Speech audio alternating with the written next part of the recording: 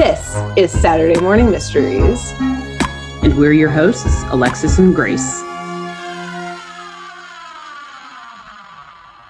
Hello, and welcome to another episode of Saturday Morning Mysteries, where we are your hosts. I'm Grace. And I'm Alexis. And we are on our second episode of our Wild Thornberrys arc, following this globe-trotting and adventurous, sometimes reckless family mainly reckless family around the world, on many shenanigans, near-death experiences, and more. And this week, Alexis will be telling us about something that they got up to. I don't know what, but we're about to learn. So take her away, bird. As per usual with Thornberrys, the shenanigans and the danger continue into the extreme danger into the second episode of season 1. Oh, nice. I'm not even going to say the name of it because it'll give it away. It may give too much away. Okay. But we'll just start out by saying that in this episode, the Thornberrys are just outside of the city of Manaus, Brazil, and they were filming a segment for their nature show on Amazonian wildlife, flora, and fauna. And so, like your last episode, we're going to tangent off quite a bit because the writers of the show were very good and did their research into real life places and the animals and the wildlife around them. So Manaus is actually a city in Brazil. It's the capital and largest city of the Brazilian state of Amazonas. And it's also the largest city in northern Brazil and the 7th largest city in Brazil overall, which says a lot because that's a pretty populated country. Yes. And it's also located near the center of the Amazon rainforest. And so as such, it has close proximity to a lot of wildlife preserves and research centers in the Amazon rainforest, and actually is a common spot where researchers will go to carry out a lot of their research on the rainforest.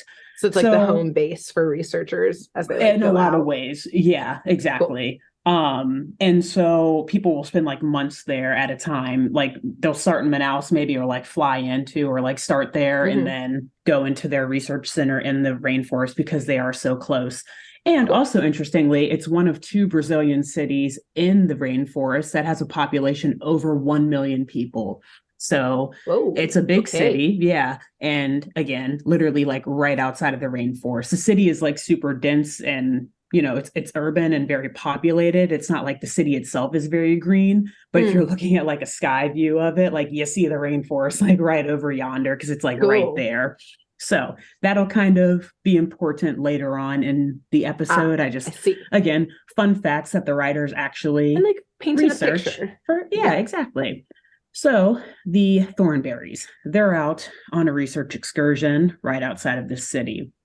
While the parents are out filming stuff, Darwin and Eliza are back at camp playing rock, paper, scissors to determine how they're going to spend their afternoon. I guess the parents just let them kind of roam on their own throughout the Amazon rainforest. Always do. And of all places, everything can kill you in the Amazon rainforest. Yes. People, animals, plants, bugs, insects, water, everything there can and will kill you. Yes.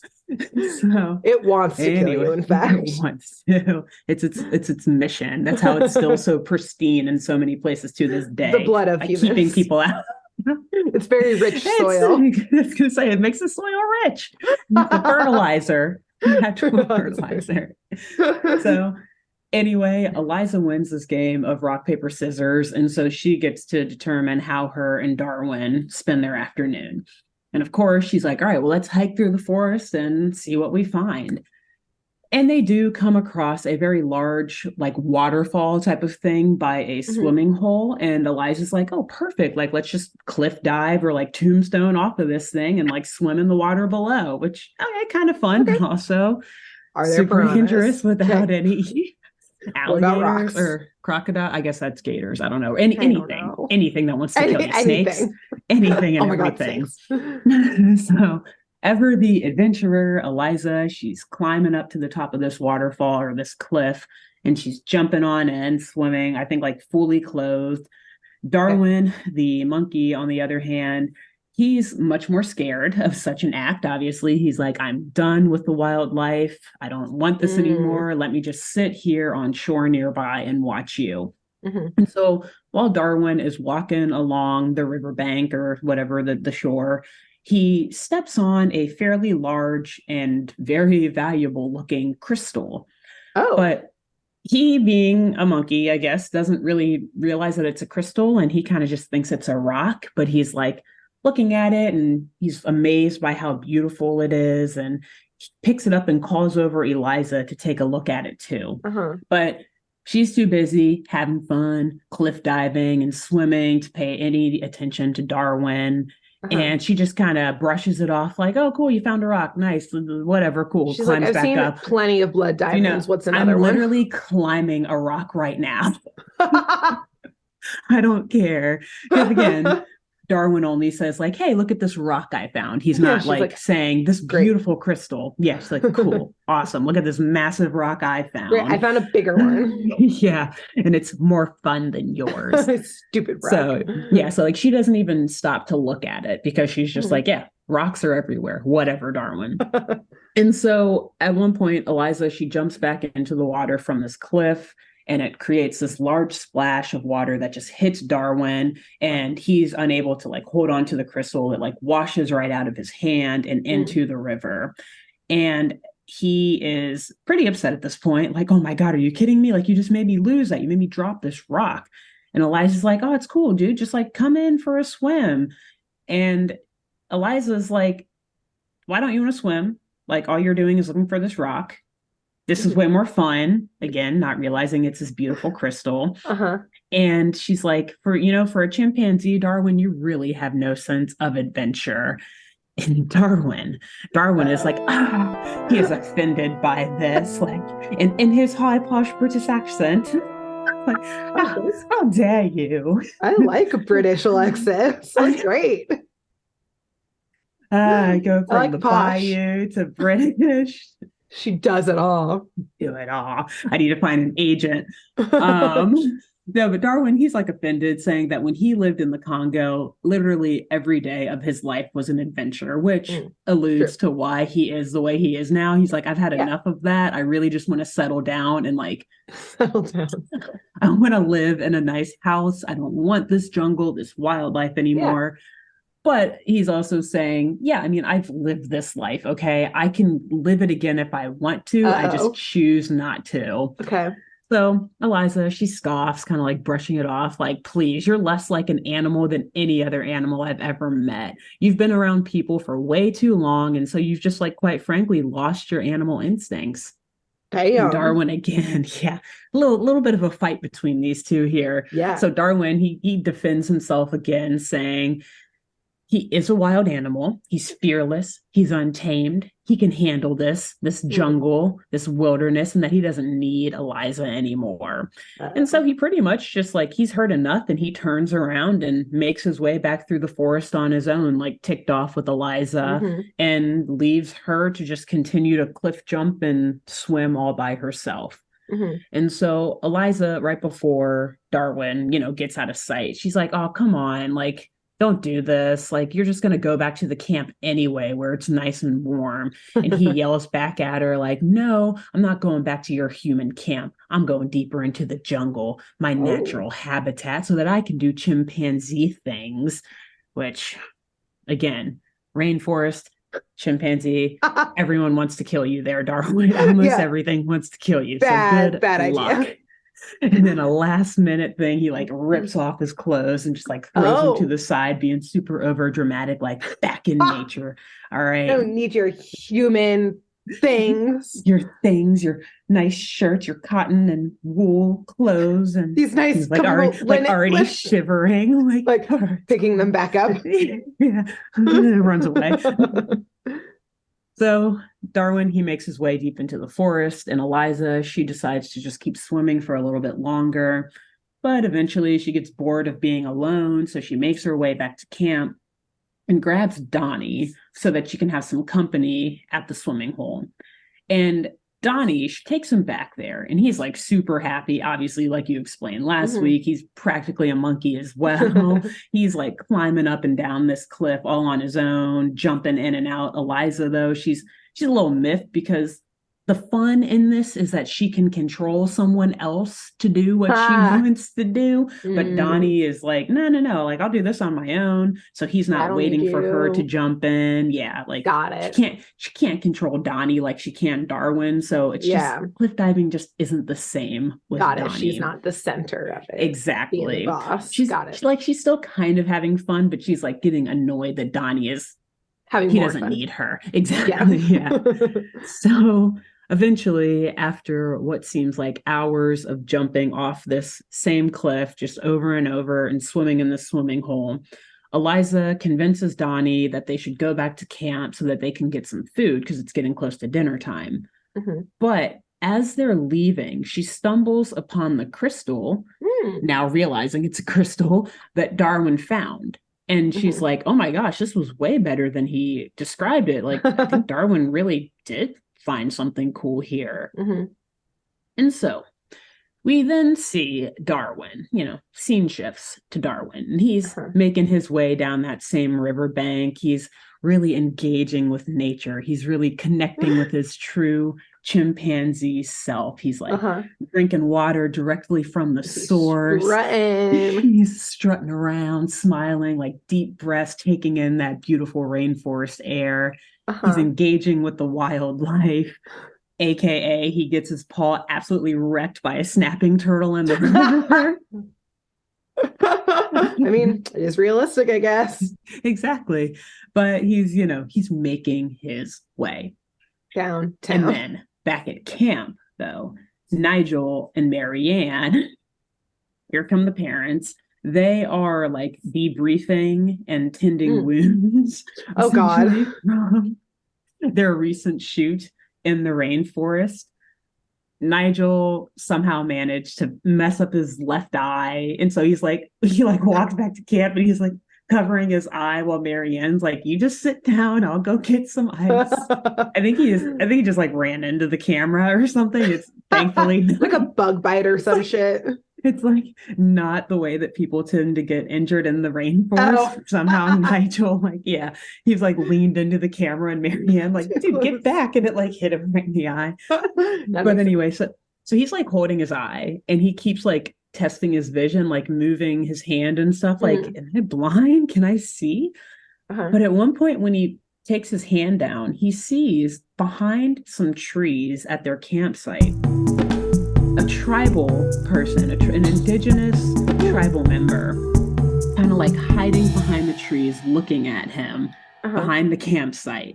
And as soon as he locks eyes with this tribal member, the dude just like runs off into the forest. This is when I pack up the convy and head back to the mainland. Yes, this is every horror movie begins like this. This is every sign of you're on someone else's land. This is every sign of I don't want you here. This is I wouldn't have. You need to go. That if there's one person watching me, there could be hundreds. Yes. This is they ran away. Doesn't make me feel good that they're not about to go get more people who will be silent in the night. No. There was no sign of friendliness that happened right there. No, there's not. And put a pin in that for the horrors of this episode. Okay. So, be like, sorry, we out, and then leave. We out. We mean no harm whatsoever. Right. I get it. Just leaving. Look at how clean we left everything. Right. I'm picking my trash and I'm gonna book it out of here. I'm getting out of here. Yeah. Okay. So, though, unfortunately, Nigel, who is, as you described last week, he's very enthusiastic about everything that's going on in nature. So instead of packing up the convy and gathering his children and his family, he quickly calls Marianne back and tells her that they must follow the man's tracks to capture footage of what he suspects may be a reclusive tribe in the middle of the Amazon rainforest. Okay. So Okay. Okay. Okay. The Okay. two, It was 1998. the world was a little different. Not It's really, different. at least in terms of these indigenous tribes, because they are untouched by society. So they've been the same since the beginning. I think there's maybe like some loose ethics now in place that's like, hey, don't go disturb these tribes. Like, we want to try and leave them untouched. Great. Okay. Nigel said, I live by my own ethics. Got to get that footy. It's fun. Exactly. It's for the footage for our show. The foundation is going to love this. Nat Geo, BBC. Yes. Suck it, David Attenborough. Yeah. That's Nigel's greatest nemesis. Nigel taught David Attenborough everything he knows. Exactly. Okay. Okay. So Marianne and Nigel, they take off with the camera in hand, pushing past like all these large bushes and through trees, where indeed they find this isolated tribe, right? They see like all of these huts, or I guess I think oca is like the type of Brazilian indigenous housing, because apparently huts have different names depending on where in the country they're made. Cool. So they see all of these, and they see some people walking around, and they see the man that Nigel earlier saw kind of running through the tribe or the village as well. And so Marianne, she tries to get in closer, but Nigel, he is a little wiser than we recently said. He does stop Marianne, like, well, hold on. No, we have to be super careful here. We know nothing about these people, nothing about the boy we saw. We don't want to get in trouble. And we also don't want to interrupt their way of life. So he's very, he's pretty aware that introducing like a camera and the modern clothing that they're wearing into their society could like totally throw everything off of balance for them, and or they could get killed. Yes. So there's endless options. Like you said, everything in the rainforest wants to kill you. Wants to kill you. Everything. The rainforest does not discriminate. Yeah, exactly. So just as Nigel is explaining this to Marianne, he also happens to trip over a rock. Not a crystal, a rock, but actually upon closer inspection, they look at it and they realize that the rock has been carved into some sort of tool that probably was being used by the tribal members. Cool. And so Marianne gets really excited, saying like, wait a minute, they're using these primitive tools. This could be similar to the ancient Tusade tribe that was discovered in the Philippines. And she explains that this Filipino tribe lived so deep in the jungle that they'd never had contact with anyone, and they had a culture completely unspoiled by civilization. And so when she mentioned this, I hit pause and was like, Wikipedia. Jokes from excitement. I just gasped because I knew you were about to tell me about it.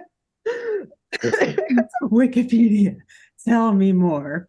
Rabbit hole here. Yeah, rabbit hole that then turns into just like 2 paragraphs. So the Tusade are indeed a Philippine indigenous tribe. Cool. And they attracted widespread attention in 1971 when a journalist of the Associated Press's like Manila Bureau or whatever, Manila in the Philippines, reported on their discovery and found like apparent Stone Age technology and found this tribe in complete isolation from the rest of Philippine society. However, in the 1980s, this may not take the turn that you think it's going to take. Oh, okay. Yeah. A number of journalists and anthropologists and researchers, including a Swiss man named Oswald Eiten, began to express doubts on the legitimacy of the tribe's isolation and considered the entire discovery as part of this elaborate hoax. And what? Okay. What? There's a lot going on. So I watched like 2 kind of short documentaries on this. Yes. They were each only like 30 minutes, thankfully. One was from Oswald Eiten himself, and the other one was like the NBC reports where they like went in and like sent a journalist to like interview these people and just kind of like observe them. I'm not going to get into the details because again, there were 2 like 30-minute documentaries about Yeah. this, and we don't have that much time. Nope. And I'm not an anthropologist or a historian What? or a linguist. What? I know, shocker, shocker. God. So, but essentially, from both of these videos that I watched and from what I read, it seems like both sides do have good arguments. Like some linguists have good arguments as to how perhaps the Tusade tribe was unspoiled by Philippine civilization and did kind of have a dialect and whatnot of their own. But Oswald Eiton actually put forth a lot of good information on how it seemed very unrealistic for a tribe to survive this way without ever being noticed or, discovered in any way whatsoever, based on like their lack of understanding of hunting and how there were so few of them. It's like, well, look, like I said, I'm not going to get into it. There's a lot of like also weird political circumstances. Ooh, okay. Because like there was a dictatorship going on in the Philippines at the time, and like civil war and just all this stuff. And so they thought that it was kind of like a propaganda play to like preserve cultural heritage. And there's a lot of moving parts, but just know that the Tusade are real people. Perhaps not actually an unspoiled tribe, unspoiled from civilization, but it is a small community of indigenous people in the Philippines. Got it. Also, to paint some context for stuff that happens later on in this episode. So very interesting stuff. Again, on YouTube, if you just like search Tusade with like Oswald Eiton or just Tusade on its own, you'll find all sorts of different like small or brief documentaries explaining them. Super interesting. Cool. I'm so not the time or place though. Again, but we're my not mind's professionals. Like, but it is. Yeah, but it is. But also, I don't want to offend any Filipino people listening if they're like, "Excuse me, my great grandmother is Tusade. How dare you tell me?" Right? And I'm like, fake. Oh, they're not even real. So, yep. Anyway, believing that they've made an equally as important discovery, Marianne eagerly moves in to like begin filming the tribe. But again, Nigel, he's like, no, stop. I know this is exciting, but we really can't disturb them. So let's go back to camp and like try to come up with a plan of action to see how we can get any of this footage to the foundation. So they go back, and because ultimately Marianne's like, yeah, okay, you're right. I kind of don't want to die here or fuck up the culture and the heritage this entire society. Exactly, that would not be good. So they go back and go to the camp, and they're like talking with Debbie about what they found out there. Debbie is totally uninterested, obviously, like, oh, cool, a Stone Age tribe, whatever. And Marianne's like, Nigel, like, we have to think of something that we can do to get closer to them. And Nigel is like, I've got it. Let's just get naked, just take off all of our clothes, and don't take your camera. Instead, we'll carve our impressions of the tribe in stone. Which, like, then what? Like, you send the stone to the foundation? Or you throw the stone and start a war? Like, they're not going to know what you're doing. Right. What? Also, like, were these people naked? They're going to be like, why the fuck are you naked? They had like loincloths on, but still like, not naked. Yeah, exactly. He's not, it's not necessarily to assimilate with them. He thinks that they're just going to be like shocked by like the modern dress. Fabulous, like modern adventure clothing. He like look at all my over exaggerates describing them. Yeah. He's like, they'll have no idea what to think about my luxurious clothing or something like that.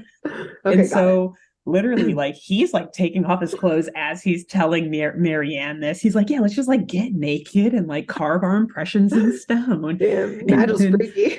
And then, strip poker in the rainforest with this indigenous tribe. Oh my God. And so Marianne stops, and they're like, okay, hold on. Can't we just like hide behind the bushes we were behind earlier? Like, they didn't see us then. Right. Like, we don't have to interview them. We can also, just get some footage. Let them come back to you. They already found you. Yeah, true, which is terrifying too, though, because like you said before, they could send for more people to go back, Yeah, at and more any tribal point. people to go back to that campsite whenever they want, because now Yep. they know exactly where you are. Yep. So anyway, though, Marianne, though, she's like, let's just film from behind the bushes. We'll stay quiet. We'll just get footage. We won't actually like interview them or go on to their, go into their village. Mm. And so Nigel's like, oh, okay, actually that makes sense. Which is like, y'all didn't even have to come back to camp. You could have just stayed there and like gotten the footage in the first place. Yeah. Whatever. And came back. Yeah. Now you're gonna make more of a Yes. disturbance. Pretty much. But at this point, it's too late in the day for them to traverse back through the rainforest. Mm. So instead, they decide to just resume their excursion in the morning, and they'll just start getting dinner ready and getting the girls and the family all back together for the night. Okay. So Eliza and Donnie, they return to camp just as Marianne is setting the table. And Eliza looks just totally exhausted from her afternoon out with Donnie, trying to wrangle this monkey child in and just swimming and jumping off these cliffs all day. And Eliza asks her mom if she's seen Darwin, like if he's returned back to camp. And Marianne is like, no, we haven't seen him here, actually, but we thought he was with you and Donnie.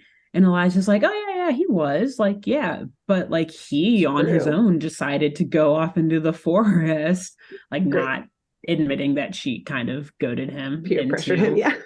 But yeah, exactly. Becoming a monkey again. Yeah, right. And so she's like, I really thought that he would have been back by now, though. And so Nigel, he sounds a little panicked, like, wait, is Darwin lost? And Marianne's like, it's okay, everyone. Like, he's fine. He's fine. As soon as he smells dinner, he's probably going to come back to camp. He can't be too far, which checks out for Darwin. He's always obsessed with food, human food in particular. Yep. But let me also pause here and say, what might the Thornberrys be enjoying for dinner on this wonderful night in the rainforest, you might ask? Well, none other than a fresh batch of capybara burgers. Oh no! Wait, do people actually eat them? So, did you look it up? And I did more research on this than the Tasane. You are a great chef. You had to know. I was like, let me talk about this. I've got like 4 paragraphs here, so stick with me. I don't want to offend anyone by being like, oh my God, exactly. What? At first, I was super off put by this and thought it was messed up. I still think it's kind of messed up. Whatever. I'm not going to yuck anyone else's yum. But I was like, what the fuck? That cannot be okay, eating a capybara burger in the rainforest. As Nigel, meanwhile, points by like, oh, look, there goes a capybara right there. Like runs there goes him. Breakfast tomorrow. Some capybara bacon? Yum. Which actually, well. Okay, keep going. So I did some research and I learned that capybara meat is actually very common and even considered a delicacy in a lot of parts of South America. Okay. Particularly, though, in Venezuela. I think like the only country in South America that really doesn't fuck with it is Chile. So it is also, and this is super topical, it is a popular meat source during Lent and Holy Week, which literally today is the day before Easter as we're recording this. As we're recording this, yes, not as it's released. So apparently, way back when, the Catholic Church had banned borrowing and eating this type of meat during Lent for centuries. So it's been popular in South America for hundreds of years. But Venezuelan clergymen, they petitioned for the church to reconsider because of its popularity and because of the cultural ties to hunting capybara in the area. Okay. And so, as per usual, the church caved to political pressure, and they classified capybara as a type of fish, so that it was then acceptable to eat during Lent. For those who are not Christian or Catholic, you're not supposed to eat red meat during at least on Fridays. It may have been like throughout all of Lent way back when, but then they, again, political pressure forced them to cave it back to just on Fridays. You're not supposed to eat meat. You're supposed to only eat fish or no meat at all. And so, yes, now that capybara had been reclassified as a type of fish, it was okay to eat in South America. And I guess they Wow. did this because they're like, well, they live by the water. I think they Like, do swim. they do, yeah, because it's like a combination of it's like a pig and a beaver. Yes, I was Like a gonna say, like combination of it's like a furry pig. yeah. Yeah. No, you're so big. And Also, yeah. keep going. No, go for it because I I got was more. just So just get it out now. Yeah. no, I I may was just answer gonna it later, but no, it's not a question. It's more of a like I rescind my initial like, oh my God, what of eating them because I think it's like because we don't have them in the US, I just automatically exactly. assume that it's like a rare, cool animal. But like Yes, it's probably just like a rodent there, or it like is. as Yeah. common as deer. Yeah. So it's Or like, even like beavers, like beavers here, yeah, which in some places in America are everywhere, right. so are very Exactly. common. Yeah. So I And do rescind it. They are adorable. If I was in South America, I would try it. I would try a capybara burger. put a pin in that. Oh no. Maybe. But yeah. And I forget if I put this in here. I'm like skimming real quick. I don't know if I did. I learned a lot about capybaras to write this. So their closest relative is actually a gerbil. So it would be kind of eating like a giant You gerbil would burger. research. Apparently, I'm obsessed with gerbils now. It all comes Thank you, back. Courage is Cowardly Dog. Gerbil. Every arc, it comes back to the gerbil for you. Powerpuff Girls, it did. It did. It's your first episode of this arc. It has. If I find a gerbil connection, I am going to lean into it. I'm going to make that link. Gerbil expert. Gerbilologist. You can call me. So anyway, after the Catholic Church allowed for capybaras to be eaten during Lent again, hunting of the creatures, it spiked back up and it became so widespread that at one point, I don't know what year, maybe like late 1800s, early 1900s, there was a threat actually of wiping out their existence in some areas, particularly classic humans, particularly in Venezuela. Until the Venezuelan government stepped in to start regulating the hunting and the trade of the creatures and establish a sort of farming system for the animals. Cool. And so today, only about 20% of the population of capybaras, again, at least in Venezuela, is legally allowed to be killed each year for food. Cool. And most of this is done around Lent. But of course, which unfortunately, as of our recording this, it means that a whole bunch of capybaras just die. Just dying right now. Someone is slow roasting one for Easter tomorrow. As we speak. Someone down in Venezuela is enjoying their capybara roast. Oh man, Nigel takes a big juicy bite. Yum. But anyway, so even though the Venezuelan government and probably others in South America have regulated this and tried to put some protections in place, it still doesn't stop the illegal poaching and killing of the animals for the sale of their meat on the black market. Oh man. Which apparently is worth twice the amount of beef on the black market. Oh shit. So it can be kind of lucrative for like some rural or, indigenous people who are just like farming or like retailing out near the jungle. So coming back to a point you made earlier, to be fair, capybaras. It's such an emotional journey. I don't know how I feel anymore. I'm neutral. So, I still am pro capybara here. I don't know if I would try it, but anyway, to be fair, they're not endangered. But their population is kind of on the decline in some areas due to the indigenous hunting traditions. But again, they're of like the least concern in terms of endangerment. And they are quite adorable, they're right? So like cute. they are, although their Latin scientific name, which I'm not even going to try to pronounce, but it directly translates, kind of like I alluded to earlier, to water pig. I do want to just boop their snoot real bad. I know, they're so cute, and they like do the little like the gerbil type of sniffing and stuff, just like their little nose kind of like they're so adorable. But apparently they taste like a combo of salty pork and fish. So the Latin translation of water pig is a pro would appear.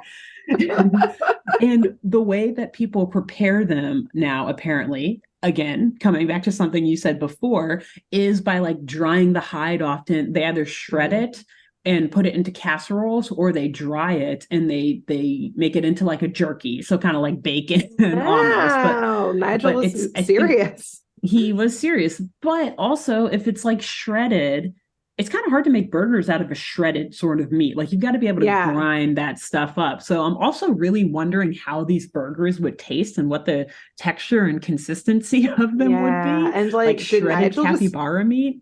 kill this capybara himself? That is one of my next lines here. I was like, so one, what would it take to grind down their meat into a patty? That sounds tough. Yeah. 2, is it Lent in this episode? Are they like allowed to even be eating these right now? 3, Thornberrys actually buy the capybara meat on the black market or from some random dealer deep in the jungle? Or 4, did they actually just like tackle a bunch of capybaras and like kill them themselves? And like the fact that Nigel was like, look, there goes one. I'm going with that last option. Yeah, look, there goes one. Gets up and like tackles it. Like exactly, just like wrestling it. Donnie, go. Get it. Marianne, hand me my machete. Wow. That was such an emotional roller coaster of ethics and tradition and conservation. And that was a lot. Yeah. And again, a lot of the stuff I found was like in Venezuela, they're in Brazil in this episode, but like we can probably assume that there are some similarities at least in the customs. Yeah, right. So, but man, it's sad. I think at the end of the day, I'm still pro team capybara. I guess, look, if I was down there, I would maybe try it, not to offend, the culture and everything. And if you don't like it, you don't like it. But it's not like I would be getting capybara burgers shipped back up to the States. I think it's here for dinner. Yeah, I think you should probably never be getting it up here because that's most likely probably black market-esque. I do think if you're in the cultural scenario in country and that it's ethically hunted, aka it's not on the black market situation, then I'm interested. Otherwise, not so much. Not so much. But yeah, I can't imagine how a salty pork fish burger would taste. Yeah. So anyway, sound great. So yeah, I was happy to do that sort of research, but I was like, the Tusade, this is a little too complex. But the capybara, let me see what I can find. Debate. Yeah, let's debate. You're getting like tasting notes. This one's a little too salty. Like watching videos fishy. Of people prepare them. Yeah, I actually did not do that, but actually I might do that after this. There. Anyway, wow, so incredible. Like our initial reaction to them eating capybara burgers, Debbie is also grossed out. Oh, interesting. When Nigel tells her that like essentially a capybara is like a water rat. They do kind of look like rats, yeah. They do. Yeah. And so Debbie pretty much like throws up the one bite of burger that she takes. And it's actually very funny. She like very quietly just pushes herself back from the table, stands up without a word, and just walks away like in silence. At least she's like respectful to not puke at the table. Exactly. And she's not just like, ew, what the fuck? That's messed up. She just. But it is funnier that she just like. No, like not a word. On my way. Yeah. And so Nigel and Marianne, meanwhile, as they're enjoying this delicacy of a dinner, they tell Eliza, they're like reassuring her that Darwin is going to be fine in the jungle overnight because chimpanzees, they know a lot of ways to survive. And again, he's got some natural instincts here.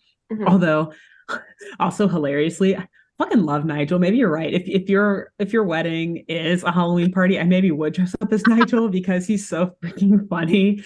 Because at first, when Eliza asks if they think Darwin will be fine until the morning, Nigel's just like, oh, of course not. He'll probably be eaten before then.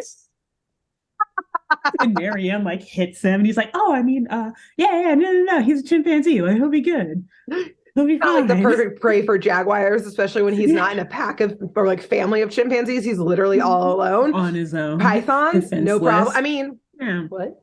Yeah, no, he'll be fine. We'll go fetch him in the morning if we'll fetch his remains. I mean, him. Him. But Meanwhile, as the sun is setting and the rainforest is getting darker, we then see Darwin. He's still out in the wild, kind of like nervously taking in all of the sounds of the rainforest around him, right? Like you hear chirping insects and bugs flying around him. You hear large growling cats. And most terrifyingly of all, you hear a rumbling tummy, aka Darwin's He's tummy. gonna die. He's hungry. He's going to die from starvation. Yeah, he's and gonna then lay down something will wherever eat he his is. corpse. Yeah. He's going to die by getting attacked. Yeah. So he attempts to fend for himself by eating a bunch of like ants and bugs off of a stick from a nearby log. But his sophisticated palate is not pleased. And so he like spits the bugs out immediately and like freaks out even more. So he figures, though, hearing all of these growling like cats and large animals around him, that it's time to act more like a chimpanzee. And so he decides to build a nest like high up in the trees to avoid being eaten by any of these creatures that are prowling below. And, you know, he's laying there. He's like super proud of himself in his little nest type of hammock thing, looking up at the night sky and all the stars in the sky, which actually would be beautiful if the rainforest wasn't constantly trying to kill you. Yep. And he then does actually start to doze off to get some sleep. But only a few minutes later, he starts hearing like cracking and stuff in his nest, because apparently he has in fact lived around people a little bit too long and his nest making skills are not up to par. Oh, no. And so it just totally comes apart, sending him down to the ground on his ass, which would really hurt because these trees are very tall. Big. Yeah. Your back's broken and now a jaguar is going to come out of definitely going to be eaten. Kill you. You are even easier prey than you already were. Yes. He's like, this just is not my night. This is not my night. God, where is the comedy? The rainforest wants to kill you. Wants to kill you. That's the theme of this episode. Actively trying to kill you. And so as he's like collecting himself back on the ground underneath this tree, he hears even more growling coming from behind him and from within him. His stomach is growling even more now. And then to make an already terrifying situation worse, it starts pouring rain, thunder, and lightning and everything. And so he's running through the forest to seek shelter, and he finds this little like tree-covered canopy where he can like hide for a second, but it's very dark in there. And so once a lightning bolt strikes nearby, it like lights it up, and he just sees that like there are a couple of jaguars straight up chilling under there with them. Oh my God, they're like, wow, I know you ordered a Grubhub. Who delivered? Chomp. Great service. I hate going out to pick up food in the rain. Did you leave a tip? Okay, great. Cool. Eat you. Now Darwin, he books it out of there though, and eventually finds himself upon the village of the Stone Age tribe that Marianne and Nigel discovered earlier that day. Okay. His luck may be looking up. Maybe. So they could also think he's food. Go on. This is true. Could have been in that. Oh no, so, I don't want to. He sneaks his way into the village and he takes a peek into one of the okas. Like they've got a window built into it. And he looks in and sees that there's a large like chicken or some sort of bird that's being roasted over a fire in there. Oh, and his little tummy's grumbling. And it is. And you know, Darwin, he's like, well, there's shelter. It's warm. It's food. No one's around. Looks like it's mine. Oh God. So he like climbs in through this window. And he starts just like chowing down on this chicken, and he gets all warm and cozy by the fire before lying down and gently falling asleep. The next morning, Eliza, back at camp, wakes up very early, and she's immediately calling for Darwin, hoping that he returned to the camp or that he's at least somewhere nearby. And so she grabs Donnie to go out on an excursion to try to find him or track him down. And Donnie notices Darwin's paw prints. So they start to follow a trail of them and see that they lead right to the tribal village. So now Donnie and Eliza also sneak into this village. Oh no. Right up to the Oka where his footprints lead, or his paw prints lead to. And they're like peeking their head through that window, seeing where he is, if he's in there. And they look in and they literally see Darwin like being fanned down and being fed by this group of tribal members, like tending to his hand and feet, literally like feeding him like grapes. It's like very hedonistic. As I did not see this coming. I thought you were going to say he was on the pit being roasted.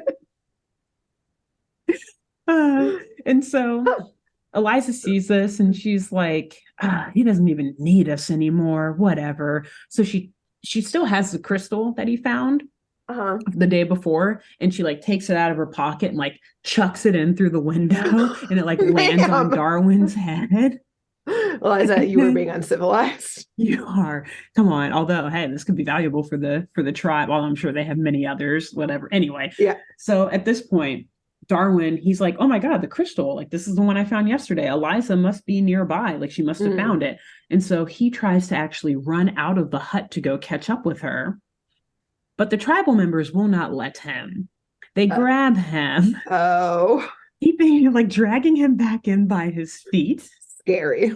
And throw him into a cage in their hut. What?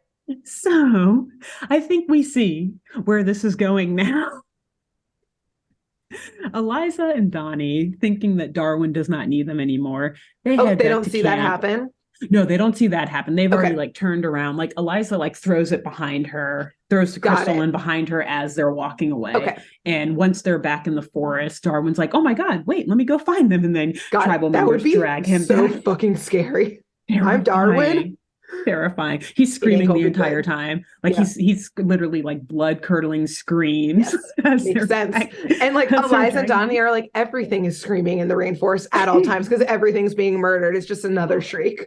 I just realized, can you imagine? So this is kind of a tangent, but Eliza must be actually having a tough time, because I don't know if she can like turn her powers on everywhere. And off. Like, yeah, there's just constant, like everything is talking to her, everything, like all the time. Because everything is growling and like screaming, all these animals all the time. God. So yeah, she's like, I can't tell Darwin's voice from anyone else. Right. Everyone's screaming and being murdered right now. Wow. Sounds like some other animal somewhere out here is being dragged to its imminent death. Just another day in the life of a 12-year-old. Come on, Donnie, let's get back. So Eliza and Donnie, they head back to camp, and they decide to just like hang out with Debbie outside, who's just like going through all of this angsty teen shit. She's like read in some magazine recently that being a hipster is in, and so she's like trying to wear darker clothing. She's reading like the poem Howl by Allen Ginsberg, which is like one of the most like philosophical, like deepest, like darkest, like poems ever, whatever. And Nigel and Marianne come out of the combi and tell the girls that it's time for them to get moving so they can capture footage of the Stone Age tribe, inferring obviously that they want the girls to come with them. As this site is something that, you know, they don't want to miss it. But in the real world would be hella dangerous and probably not a good parenting tip. You shouldn't be there in the first place. You should not drive. Now, from a point of escaping, it maybe is a good tip, because you can probably outrun your daughters, or they're always just trying to sacrifice their kids. You're like, yeah, no, kids, you guys ready to go so that if we get attacked, you guys will be the bait, so that you can see this incredible discovery. Yeah. And get on camera. Yeah. Anyway, let's go. This is gonna go viral when you get eaten. I mean, the early days of YouTube, of the World Wide Web. Like, exactly. One of the first videos ever, these two girls being sacrificed by sacrificed. Mauled by a jaguar, one, sacrificed to a tribe, another. Great. Yeah, cool. So where's the family? Parental services? That's why they're never in America. They're like, oh God, these kids will be taken from us with a quickness. They're always Absolutely on the lam. Yeah.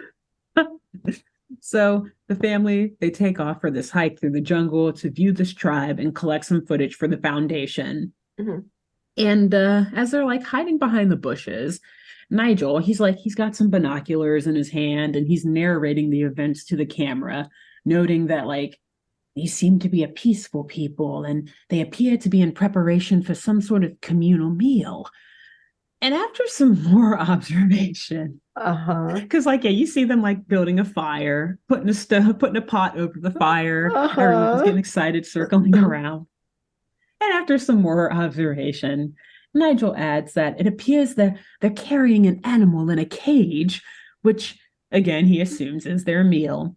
He's like, it looks like a monkey of some sort, or no, a chimpanzee. And Eliza at this point is like, excuse me, steals Nigel's binoculars, looks in, and he's like, she's like, that's Darwin. Oh God. And Nigel's like, oh shit, yeah, that is Darwin. This is some major ethical questions that this family is about to face. A lot of ethical. Okay. So at this point,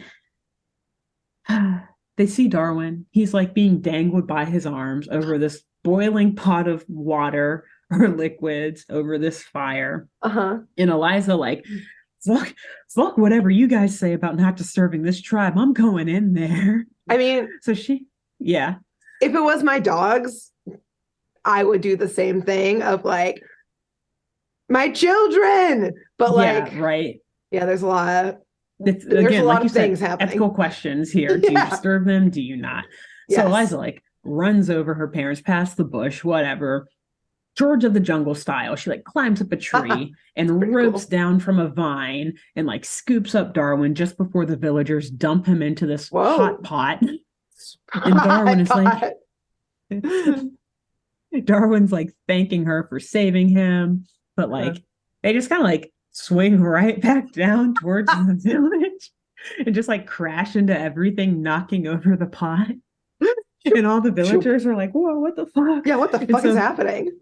And so Nigel like runs in to like the chief and is like, oh my God, I'm so sorry. I'm so sorry for crashing your village and, for all this destruction, taking away your meal. But he's like saying it in broken English because he's assuming that the tribal members don't know what the fuck he's saying. So he's like, we're so sorry. Sorry, like for meal takey, the destroying.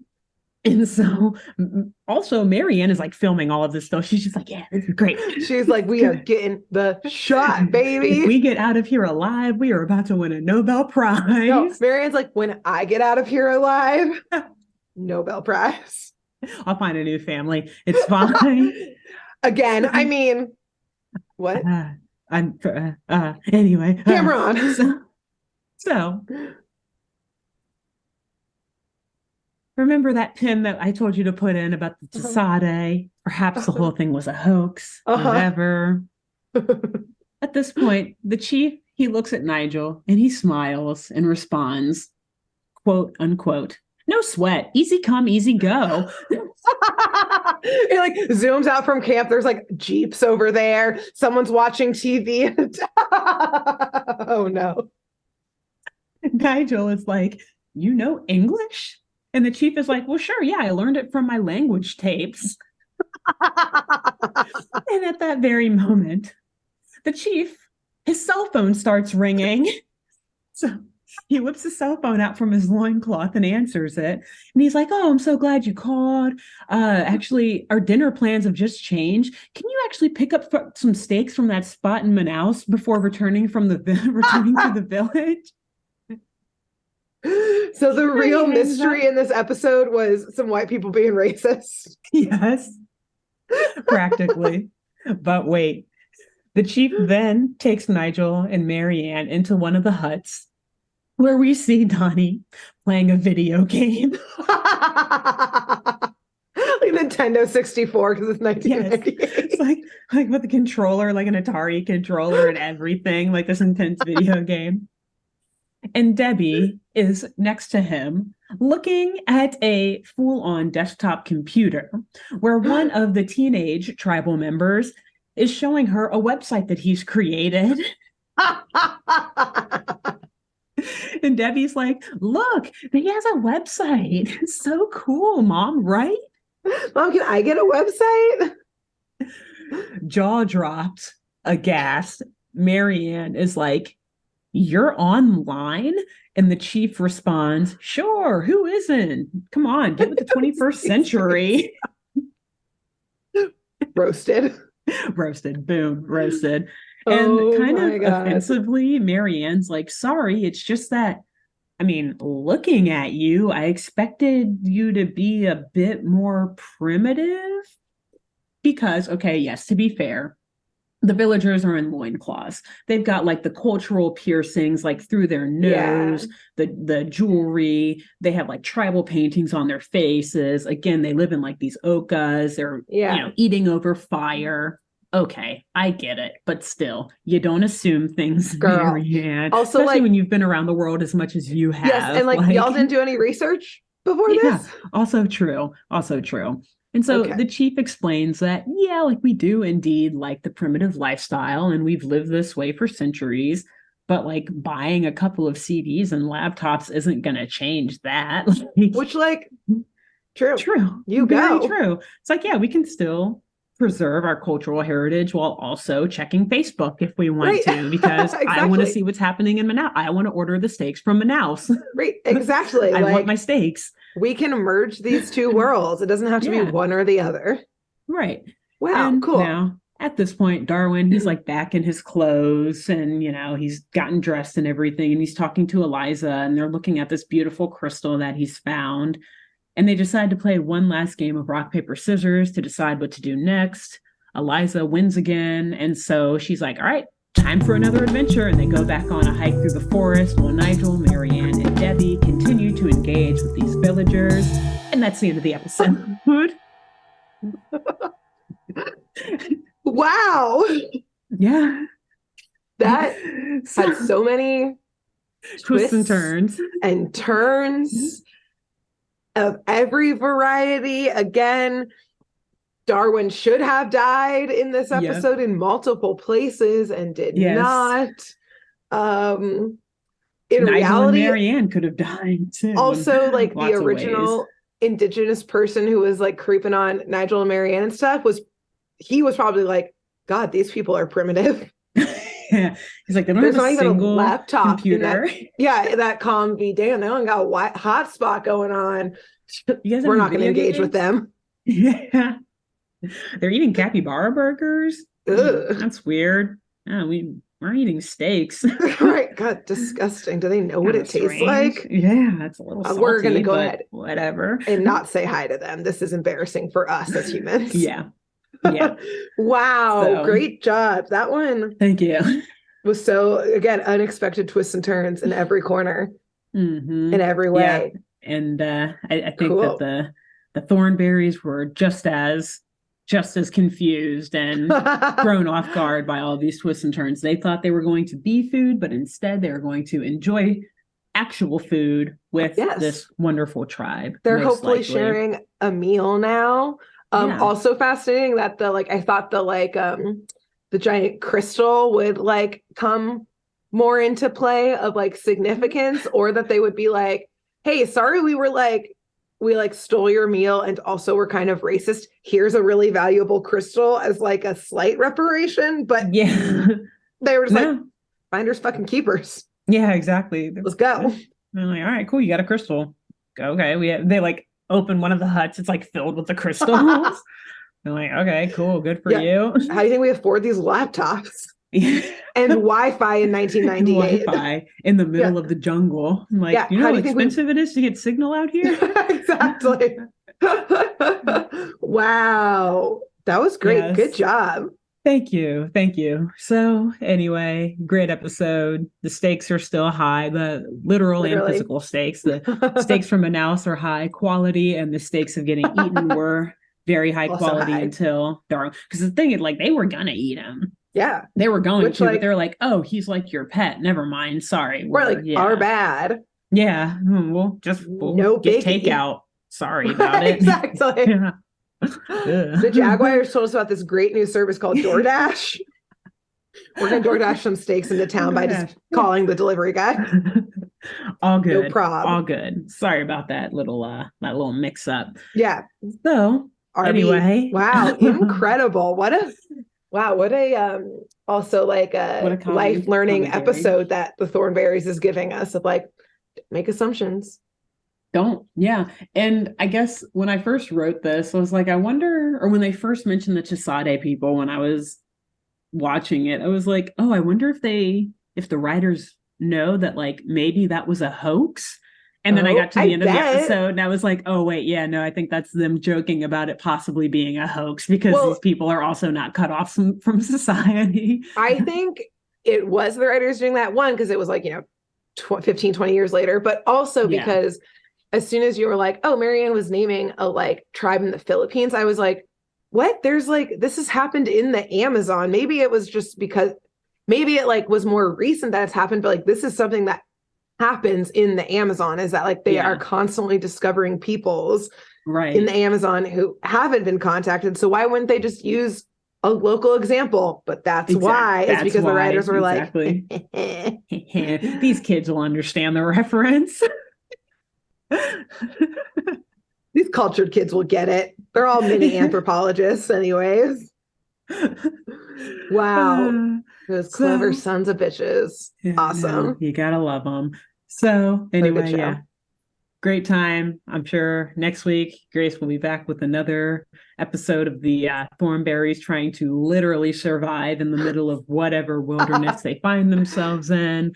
But until sorry, should we at the end of every episode do like a counter of all the things that should have killed the Thornberrys? Because like in my episode, we kind of did that last of being week. Like the lions and the flood. In this case, it was like the jaguars. Whatever probably had hit him in the eye, Nigel in the eye originally, like the camera could have given him a concussion and killed him. Exactly. Or like taken his eye out. Yeah. Even if it's they not could have been primitive struck by lightning during that storm. Yeah. They could have received terrible food poisoning from the capybara burgers. Leading to like the river dysentery. Next to Darwin could have flooded and rushed him away. So Eliza like I think both of them stepped on that crystal at one point. Like they could have gotten a horrible cut on their foot, infection. Eliza she was cliff jumping. She could have hit the cliff, fallen in. No one would have known. She was there for a while between the time that Darwin left and Donnie came back. Right. I mean, her and Donnie could have died cliff jumping, could have been drowned. Yeah. Even if it's not a primitive or highly advanced civilization, either way, humans. You're coming into their territory, could have murdered you. Darwin fell from very high up out of a tree, broken back, and then Jaguar comes and finishes you off. Let's see. Anything that's else? A lot of things. That's enough. Yes, that's enough. And there's too more. Many things. These are just the things we saw. Right. Like, there's a lot of other stuff in that jungle that is out for blood. Constantly. Cool. So, all right. Yeah, we're gonna do that'll be our thing. An almost murdered counter, almost death by counter. Death. So we'll figure out 1,000 ways to die in the wild thornberries. Thornberries, yes. 100%. Yes. So until we continue with this counter next week, Grace, who should the listeners and viewers tell about this podcast? I think you should tell a Brazilian friend of yours, like someone who's part Brazilian, someone who is Brazilian, and be like, look, okay, they may be offensive in their talk about the capybaras and the cultural, but take it with a grain of salt because it's the first time they learned that people eat them and they're on a journey to learn, but they travel to your country. It's pretty great. Y'all should listen to this podcast. Yeah. I feel like, didn't we at once notice too that we had some people in Brazil listening or something? I think so, maybe. Like one of our, So if you're listening, like, hey, thank you. Tell your friends. And tell your friends. And if you're not, there's a lot of Brazilian immigrants in America. Right. Find a friend and tell them. Yes, exactly. And then who else should they tell? Okay. After that, you should tell a capybara farmer. You might have to do some translation to either Spanish or Portuguese. To communicate to them, but Yep. yeah, it's all them. Yeah, or go on the dark They're web busy and around find this time of year. an illegal one. On the black market. Yes. Yeah, perfect. Yeah, Again, cool. we got a lot of demos we're trying to appeal to. Exactly. All of Brazil. We're open to and all sort of listeners. The black market of South America. Yes. Cool. Excellent. Great. Well, great job. And we'll see y'all next week. Bye. Bye. Thanks for tuning in to Saturday Morning Mysteries. If you enjoyed this episode, please share, rate, review, leave us a like, and drop a comment. We post episodes every Saturday and bonus tune tangents whenever we feel like it. So please subscribe so you don't miss the shenanigans. And if you want to follow us on YouTube, click the bell under the YouTube subscribe button to receive notifications when new videos are posted. And if you want to subscribe to the podcast, we have no idea what you're listening to us on, so just hit the big subscribe button on whatever app you're using. We believe in you. Give us a follow on Twitter and Instagram at SatmornMist, all the abreves, and let us know if you have any episode or show requests by emailing SaturdayMorningMysteries@gmail.com. Thanks to Jenna Kendall for the logo design and to Ava Sakiki for the music used during this week's episode. See y'all groovy kids next week on Saturday Morning Mysteries.